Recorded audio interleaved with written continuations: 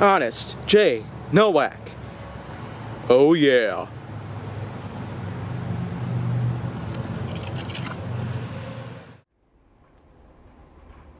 A pleasure to meet y'all at last, and welcome back to Honest J. Nowak. So, there's some more subjects here.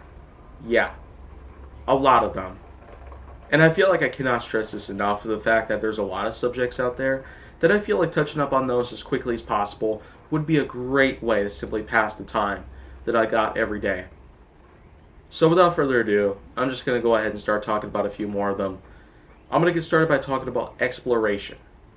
If you're not very familiar with the NASA space program itself, and of course the American space program itself, then you might not at all have noticed the fact that aside from the famous 1969 moon landing with Neil Armstrong's famous line saying, "It's one small step for man, one giant leap for mankind," then well, you might not at all have a lot of familiarity with all the sorts of stuff that NASA has done in the last 50 years. It's been that long already.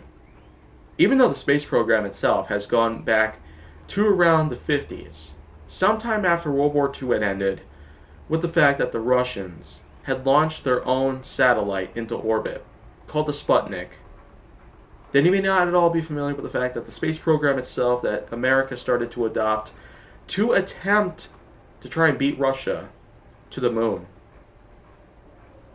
So that way, there are a lot of things about it, and there's a lot of theories circulating on why America decided to combat against Russia with their space program and space flight. But aside from all that, the many innovations that NASA has had, along with the many different shuttles out there, including the Atlantis, the Challenger, which had disintegrated in 1986, and many other shuttles out there. There were certainly a lot of things that NASA had done. Hundreds of missions had been done from the last few decades. And it is safe to say that with the many other innovations that we are going to get, there's no doubt that spaceflight will become a more commercial asset for humanity itself.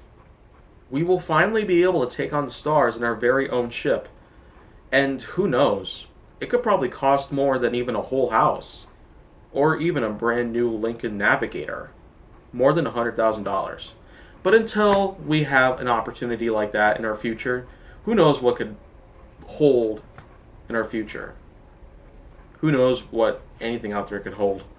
But aside from all that, exploration itself, aside from space, has been done in many different ways by humanity itself. Humans explore. That is a simple yet highly coherent way of pointing out the fact that throughout the last few thousand years, we have certainly traveled upon many different parts of our own world, and even outside of our own world, to other planets and beyond. But it's only a matter of time before we start doing even more upon that art itself.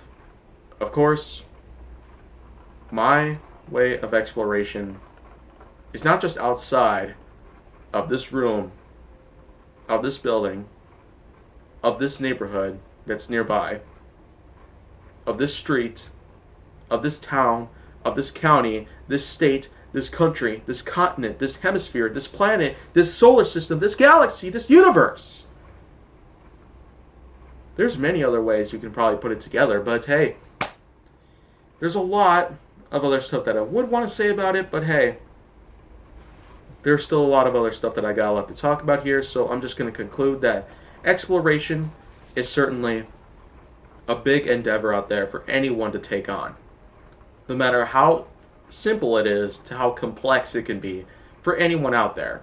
As long as you're brave, you're wild, and you're able, and you're willing, you can take it on any time of day. No matter what the season, or the weather, or the year, or the age that you are of any sorts. You have every right to explore outside of your boundary or your comfort zone. That's pretty much what I have to say there. But if you want to see more, go down my channel. Make sure that you like, subscribe, comment, follow me on social media, and stay on the Hollywood side.